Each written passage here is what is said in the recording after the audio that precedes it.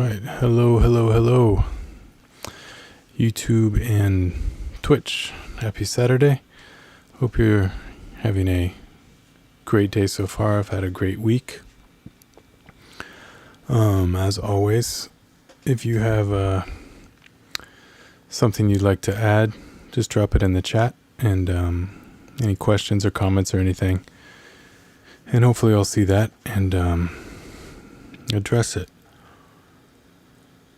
I didn't get to prepare as much this week as I wanted to, but I got to prepare a little bit. So hopefully what I'm going to say will make sense and hopefully it's helpful. There was a quote that I came across this week that I really resonated with.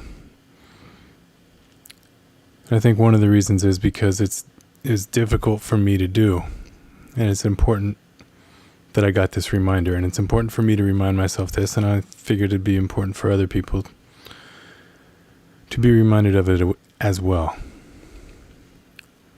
And the quote is, "One should always be curious. Not a passive curiosity dependent upon information received, but an aggressive curiosity that compels one to seek things out and ascertain them for oneself." And this was said by, it was said by a man named Issey.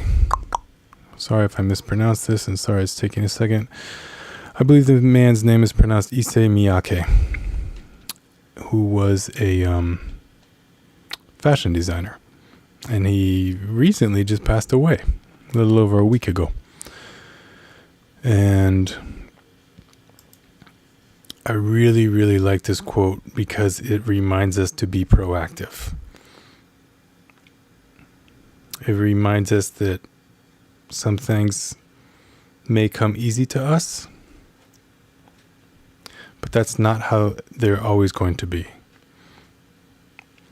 So if we want things to keep coming to us, we need to go out and look for them. Because we're only going to get so much information just waiting around for it to come to us. I think most people have a healthy curiosity about something. Say when you're a little kid, you may be curious about a lot, right? When you're a baby, you're curious about everything. And then as you get older, you get more, you stay curious. And then your time kind of maybe ceases to be a little bit as much as what you had when you were young, and you go to school. And so in school you may be curious about some things, or you may not be interested in those things.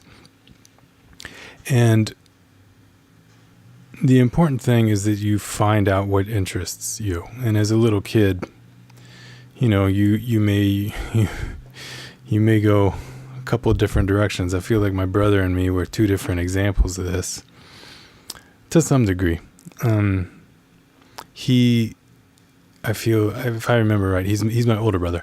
If I remember correctly, he wasn't super academic in elementary and middle and high school. And then I think when he went to go to college, he started getting really, getting better grades and what have you. Eventually he wound up getting his PhD. I think one time I asked him, I said, why didn't you get good grades when you were a little kid? He was like, I wasn't interested in what they were teaching me. It seems so obvious, but I was on the other side of that, where I was like, I'm supposed to be interested in this, so I'm going to get good grades. I'm supposed to be interested in it, even if I'm not. So I'm gonna, try to get those good grades. And then it was a big challenge for me when I realized that you cannot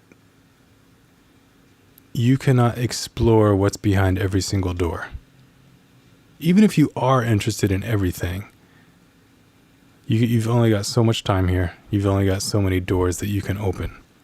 And so I really had to kind of decide, and I think everyone does, kind of decide which doors you want to leave open, which doors you want to leave closed. I think that's part of just getting older.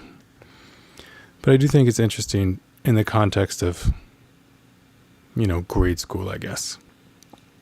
So we can get our curiosity piqued by school. We can get it piqued by a friend, by a book that we read, by music that we listen to, by a TV show that we watch, whatever. It doesn't really even matter. It just becomes important that we feed that fire. And what I mean by that is that we keep going after what interests us. And if it gets to a point where it ceases to interest us, fine. We may have used up all the fuel that's available for that specific fire. Let's go build another fire. That's fine. As long as you're actively fueling that fire, I think that's important in a very different idea than I've got something that I'm interested in. Now I'm interested in something else. Now I'm interested in something else because they're coming into our realm. I'm not sure I'm explaining that very well, but it's almost like anytime we get presented with something new, we become interested in that and we become obsessed with that. And then we become obsessed with the next thing that gets put in front of us, as opposed to wearing out an obsession. I hope that makes sense. And it's obviously tough with technology to resist the urge to constantly keep shifting our position. But on the flip side of that, technology also enables us to really dive down deeply into some stuff. I mean, when I was a kid, I was listening to as much Jimi Hendrix as I could find. Now it's like they've got Jimi Hendrix that I never even knew existed, and I don't have the bandwidth for it anymore right now. So with the constant barrage of check this out, there's also, you can dive deep into things, which is good too. Double-edged sword. All swords are double-edged. I guess reeling it back in, what did I want to say here?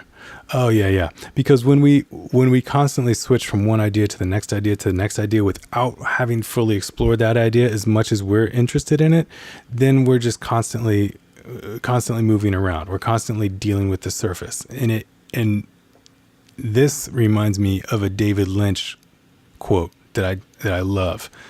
He's such a fucking weirdo. Sorry, excuse my language. He said, "Ideas are like fish. If you want to catch little fish, you can stay in the shallow water. But if you want to catch the big fish, you've got to go deeper, down deep. The fish are more powerful and more pure. They're huge and abstract, and they're beautiful." I think that's awesome, because it's kind of like if you're just waiting for the next thing that gets shown to you to be interested in it. That's like saying, okay, I'm going to fish in this little shallow water, and then as soon as I'm not catching anything, I'm going to move to the next spot. And then I'm going to move to the next spot in the shallow water. Instead of saying, you know what, I'm going to stay in this same area, but just go further away from the shore. I hope that makes sense. That's a little maybe abstract itself, but I hope that makes sense. So it's really just about feeding the fire, fueling the fire. And let's see if there's anything else I want to say. Yeah, okay, this is a good point about that. And I think hand in hand with that is, it's kind of like we are responsible for making something out of nothing. And something will be created if we just work at it. If we just take one step on the journey, then that's all that we need to do, because getting moving will get us going.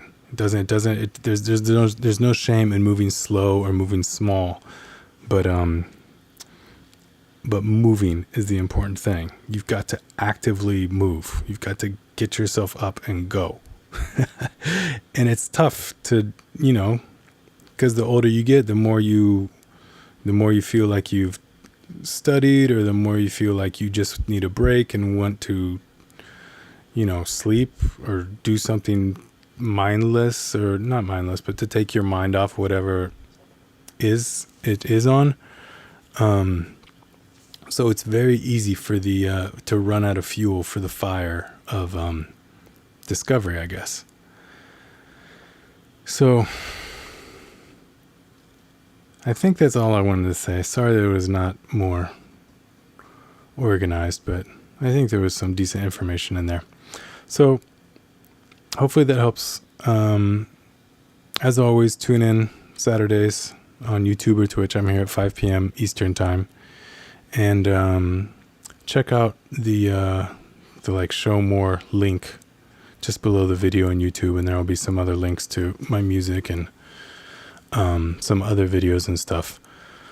And there's also a Venmo on there if anybody is so inclined to financially support. Also, like, share, subscribe. That support is all good too,